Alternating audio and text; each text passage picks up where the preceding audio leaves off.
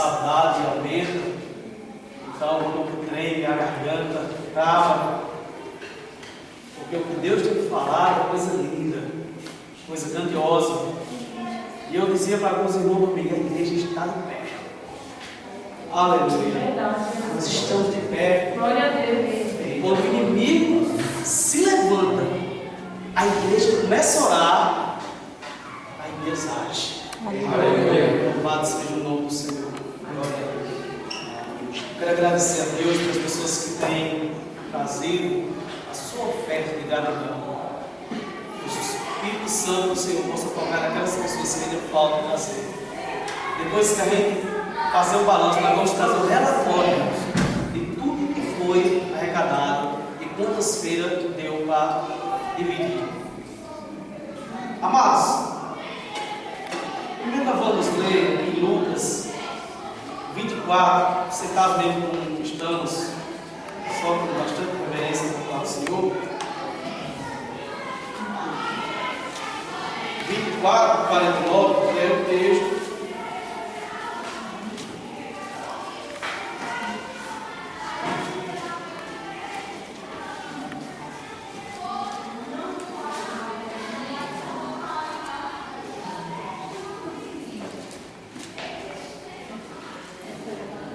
Que é o título da nossa campanha, né?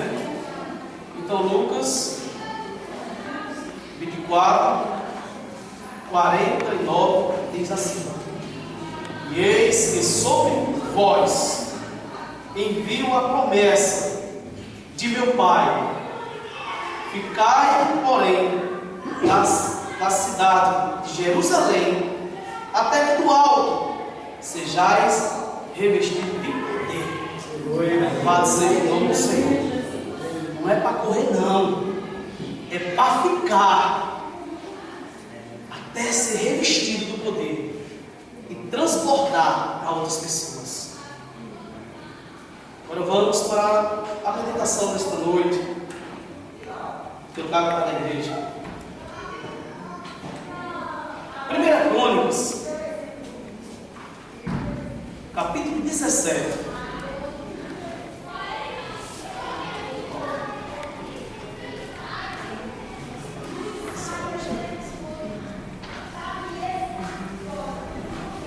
Crônicas, capítulo 17.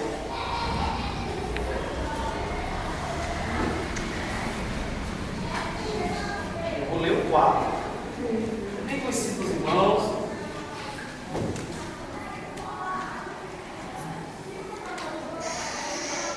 Eu coloquei um título para essa mensagem: o desejo de edificar o templo. E o 4, amados, diz assim: vai dizer a Davi, meu servo, assim diz o Senhor, tu me não edificarás uma casa para morar. Quando o presidente Lula saiu do poder, um repórter perguntou para ele: quando foi que caiu a ficha que o Senhor não era mais o presidente? E ele disse: quando tiraram os carros, quando tiraram as seguranças, tiraram todos, mas não é totalmente, porque ele ainda é um líder. E ele disse: aí foi que caiu a ficha. Imagine só um homem como ele, que tudo estava a seu comando, ao seu domínio, nada lhe faltava. Se era para abrir uma porta, ia lá, alguém abria para ele. Se algo caía, alguém ia lá e apanhava. Ele não precisava se deslocar por nada, ele não tinha preocupação com nada, tudo estava sobre suas mãos.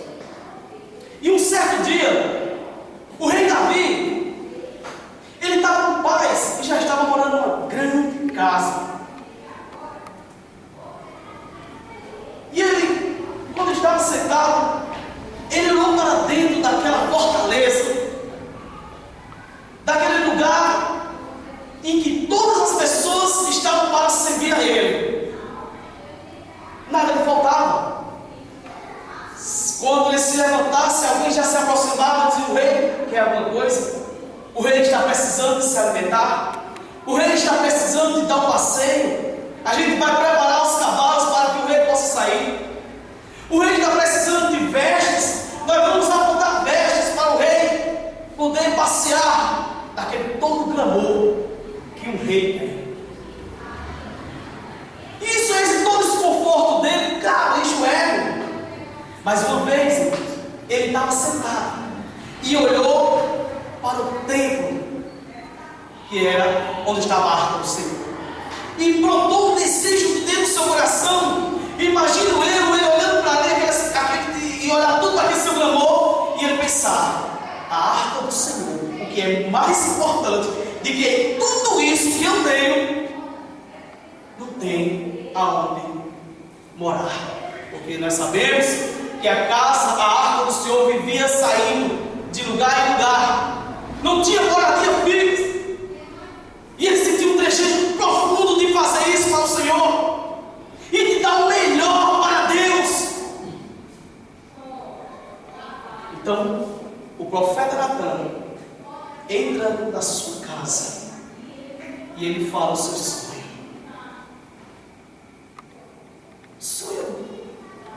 Sonho maravilhoso. Ele queria dar o melhor para Deus. E o profeta Natan, acompanhado pelo sonho de Davi, ele também pensa a mesma coisa. O Senhor é contigo, Davi. Esse sonho é maravilhoso. Deus vai com certeza concordar com isso. Faz conforme o desejo do seu coração. Mas aí o profeta Natan vai para casa, e naquela mesma noite o Senhor mandou dizer para Davi: não irás, diz para o meu servo Davi que ele não vai edificar um templo para mim. Olha, agora o profeta Natan tem que voltar para dizer para o rei que aquele sonho, aquele desejo que ele tem de construir um templo para o Senhor não vai ser construído por ele. Olha que situação, que dor. É tão lindo aqui. Parece que certas coisas que nós procuramos vai ser bom para nós, mas só Deus é que sabe o que é bom para nós. Só Ele. E quando a gente nos esperamos, quando a gente vai à frente, aí nós sentimos o impacto que acontece. Então esse Davi recebe essa notícia. Nosso irmão Davi, segundo o coração de Deus.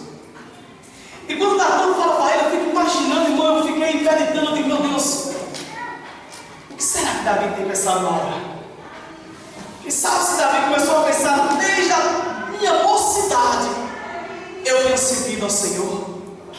Meus irmãos, fazia trabalho de guerra, se preparando para a guerra. O pai tinha um orgulho muito grande de ter filhos tão bonitos, tão belos, e eu fazia o serviço mais simples. Eu cuidava do rebanho do meu pai. Deus já preparando Davi. E o cuidado não é só dar o alimento, não. Ele tinha que entrar naquele curral e cuidar, e limpar, e fazer todo aquele trabalho sujo. E ele tinha alegria, tinha satisfação de fazer isso. Quem sabe se o rei Davi não começou a pensar nisso? Ele rompe essa barreira. Aí vem outra barreira. Quando Samuel vem escolher um rei, já que o povo pediu um rei, e Deus, interessante, é que Deus não rejeita. Deus diz: olha, eles não rejeitaram a ti, Samuel, mas foi a mim que eles rejeitaram. Diz a ele que eu vou dar um rei, mas o rei tem os direitos deles. E o povo disse: eu aceito. Foi o povo de Israel sofreu na mão de Samuel. Pois bem, ele rompe essa barreira. Quando chega, ele é consagrado a Deus, derramado aquele óleo sobre a sua cabeça. É esse Davi que Deus ungiu. E tudo, eu fico imaginando esse filme passando sobre a sua cabeça. E agora ele recebe uma notícia dessa, que ele não iria edificar um templo para o Senhor. Às vezes, o que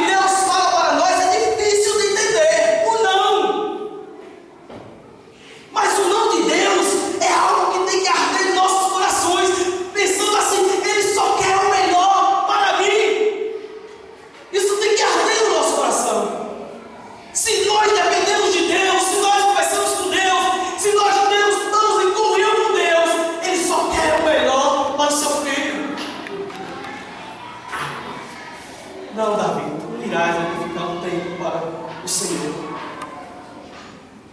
Esse Davi que venceu o gigante Golias, tão pregado entre nós, tão ouvido, tão maravilhosamente desenvolvido por muitos pregadores sobre a queda daquele gigante, tirando a vergonha de Israel, que um homem daquele tamanho, um menino, é usado por Deus para derrotar aquele gigante.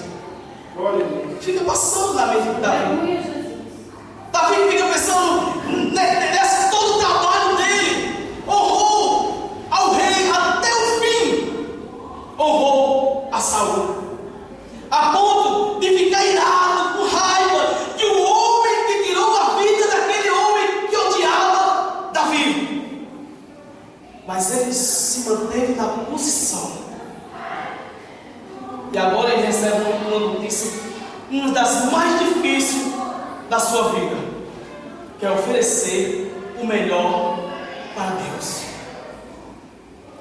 Aquele lugar que Davi estava era de uma madeira tão linda, tão difícil de se encontrar, mas de um palácio tão lindo, cheio de ouro, cheio de coisas maravilhosas, e isso ele queria entregar a Deus com maior alegria, porque ele tinha aprendido a adorar a Deus.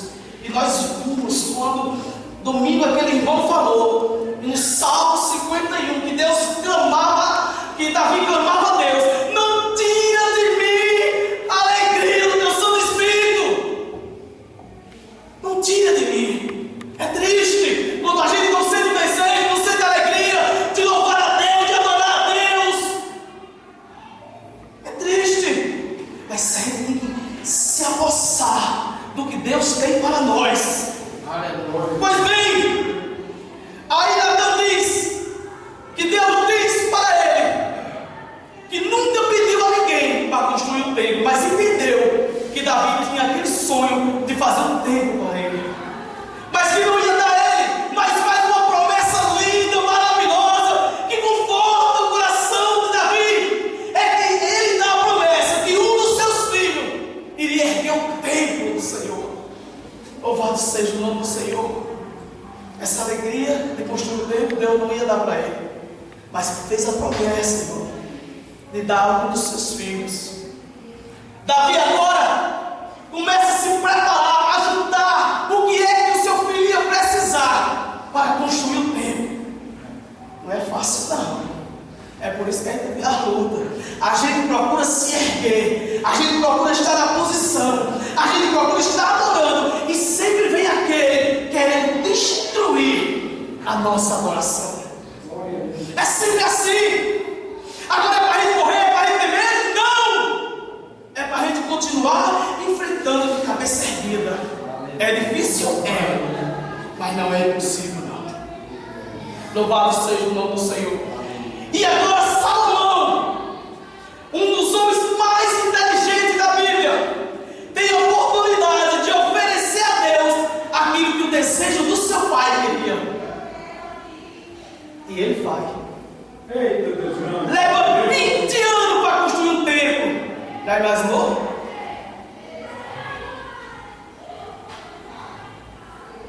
20 anos para construir um templo.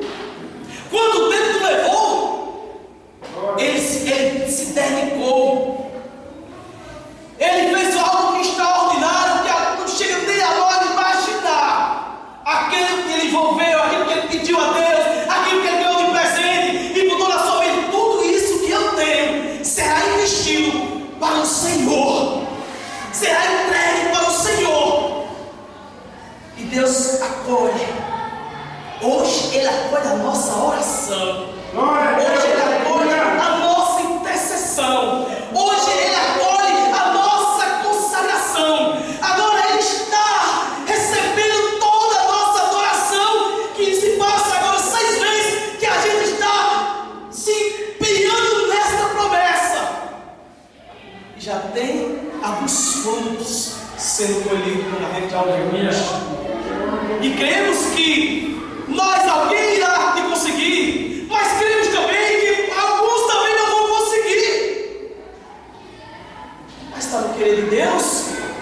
Deus é que sabe a hora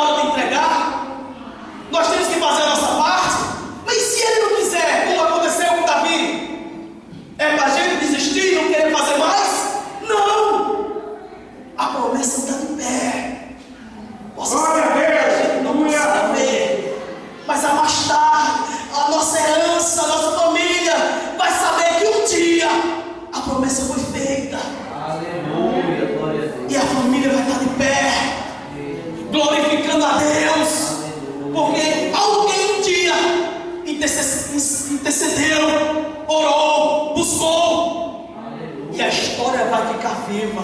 Louvado seja o nome do Senhor. Na vida de Salomão, depois de construir o templo, depois de 20 anos, acontece algo, irmão. Ele relaxa. Quando aparece que estava tudo em paz, aí nós damos aquela relaxada. Quando vem a perseguição, aí lembramos de estar junto de Deus. Aí vem o rei Nabucodonosor e destrói aquele templo que passou 20 anos para ser construído. Aí o povo começa a se aproximar de Deus novamente. Aí o povo começa a chorar, a clamar com sinceridade dentro do seu coração, porque Deus gosta de ouvir um clamor com sinceridade, um choro com sinceridade. Aí vem Zorobabel e constrói o templo novamente.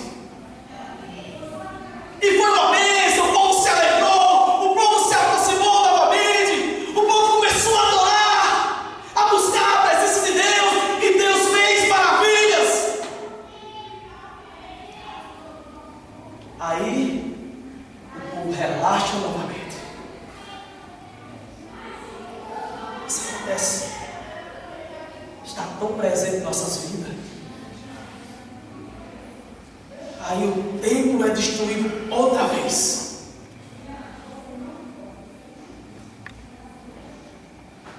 Outra vez é destruído, começa tudo novamente. Deus de misericórdia, Deus de amor.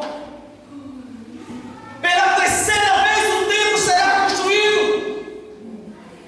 Agora pelo rei Herodes. O rei Herodes, sim, eu não disse que quando Zorobabel permite que o templo seja destruído, os romanos entram em ação. Glória a Deus. Aleluia. E agora é uma perseguição forte. Herodes tentando conquistar o povo de Deus. Agora ele faz um templo, irmãos, maior do que o de Salomão. Ele pensava eu fazendo isso, eu irei conquistar o povo de Israel. O povo vai me adorar, vai me amar, porque nem Salomão construiu um templo como eu construí. 46 anos levou para construir esse templo. Me lembro de passagens quando o povo chamava Jesus, veja que templo tão lindo, veja esse desenho, veja essa forma, esse templo durou 46 anos. Aí Deus disse: não ficará pedra sobre pedra, e eu em 3 dias edificarei o templo. E eles tomaram um susto, não entendeu nada. Deus estava falando dele, da ressurreição, que até hoje esse templo brota em nossos corações. Louvado seja o nome do Senhor, maior do que todos os tempos. Chega um momento da vida de Estevão, que Estevão, diante daquela multidão que mataram a Estevão, Deus diz uma coisa linda. Ele diz: o Altíssimo não habita em templo feito por mão de homens. Precisa ter muita coragem para falar do jeito que Estevão falou. Aquele povo adorava demais o templo. Aquele povo só tinha aquele lugar para mandar que o povo fosse adorar. E os sacerdotes,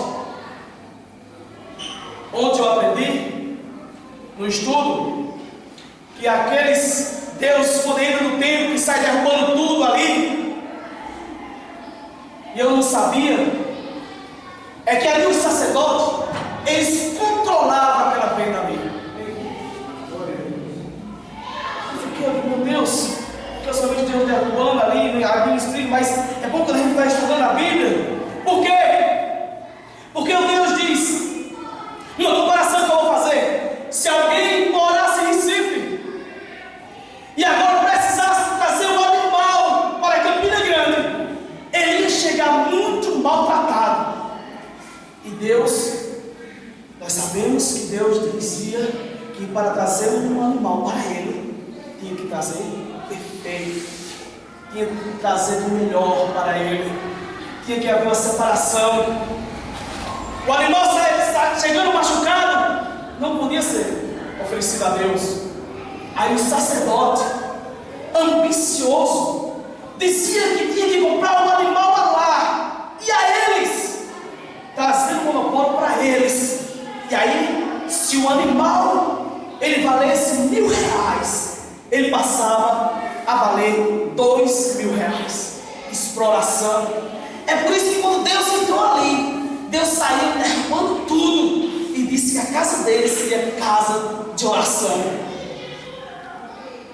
O templo era adorado de uma forma que todos tinham que ir para lá.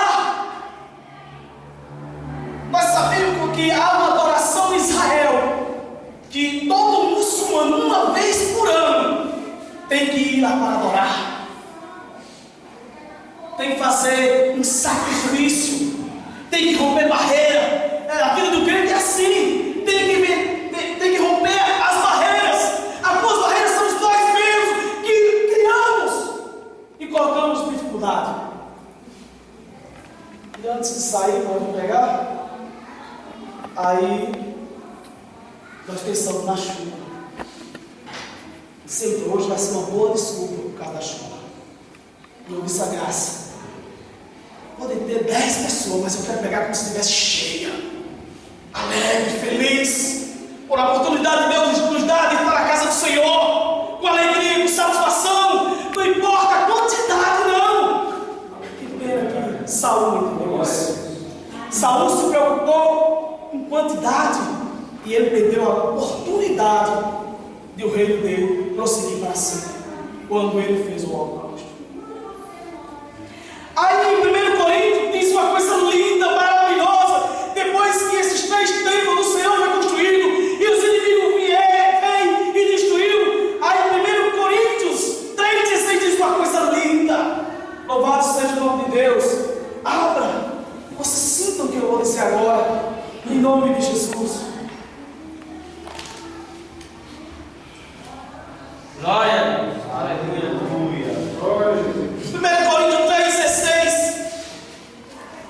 diz assim: não sabeis vós que sois o templo de Deus e que o Espírito de Deus habita em vós.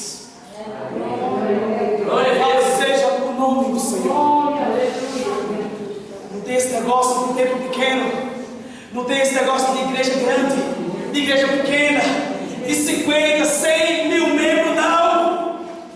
O Espírito de Deus, a habitação de Deus está dentro de mim. O templo foi destruído, mas o meu templo, o templo de Deus, está vivo aqui, está vivo em você. Aleluia! Não sabem vós que sois o templo de Deus? Romperam toda a construção dos templos. E agora, amados, o templo do Senhor está onde você estiver. Aleluia. Seja no trabalho, seja em casa, seja conversando com os amigos, o templo do Senhor se faz presente em você. Que passagem linda! Louvado seja o nome do Senhor. Aí a gente mostra a diferença, naturalmente, sem esforço. As pessoas veem que há Deus em você, há uma diferença. E diz: ele é diferente. Ele demonstra ser diferente. As conversas dele são diferentes. A adoração dele é diferente. O carinho dele, a aproximação dele é diferente. Porque o templo de Deus está dentro de mim, está dentro de você, fazendo a diferença. Louvado seja o nome do Senhor. Passou, os tempos passou, a história ficou para que nós trouxéssemos exemplo disso e nós se apegasse aqui nessa adoração com sinceridade. Às vezes vai me voltando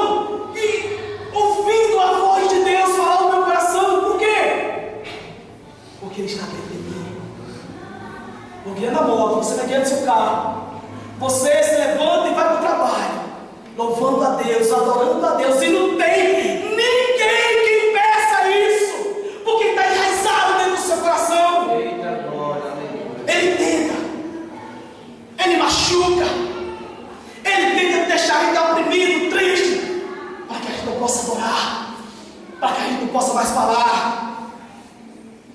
Mas, irmãos, isso é só para tentar parar. Isso é só para tentar deixar a gente mais afastado. É por isso que nós temos que romper isso. É por isso que nós estamos alicerçados. É por isso que os pregadores que vieram aqui nesses últimos dias falaram, e a igreja entendeu que nós precisamos nos fortalecer. Louvado seja o nome de Deus. A igreja está em pé. Diga não às coisas que não agradam a Deus.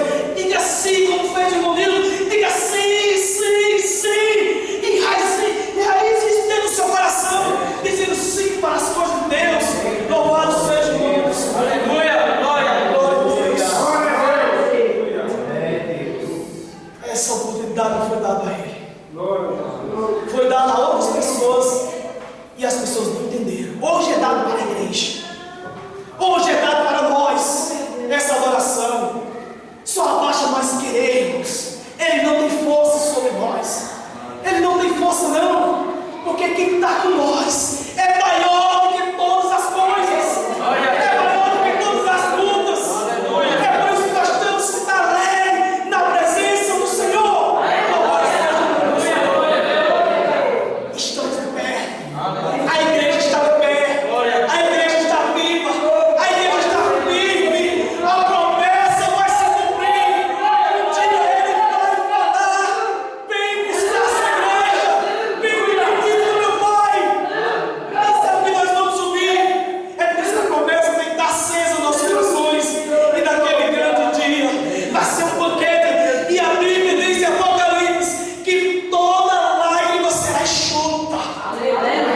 Toda lágrima será enxuta. Choramos hoje para mais tarde nós poder rir e abraçar o nosso Senhor. Aleluia, glória a Deus. Irmãos, fiquem com essa palavra. Aleluia. A igreja está de pé e a promessa não está parada. Aleluia. A promessa está viva. A promessa é uma morada no céu celestial. Nada pode nos impedir. Nada. A não ser que nós mesmos queremos. Demos lugar. Só isso, pega. Só isso. Pai, que nós possamos adorar cada vez mais. Na nossa casa, no nosso templo, no nosso coração. Louvado seja o nome do Senhor. E a promessa está de pé. E eu agradeço.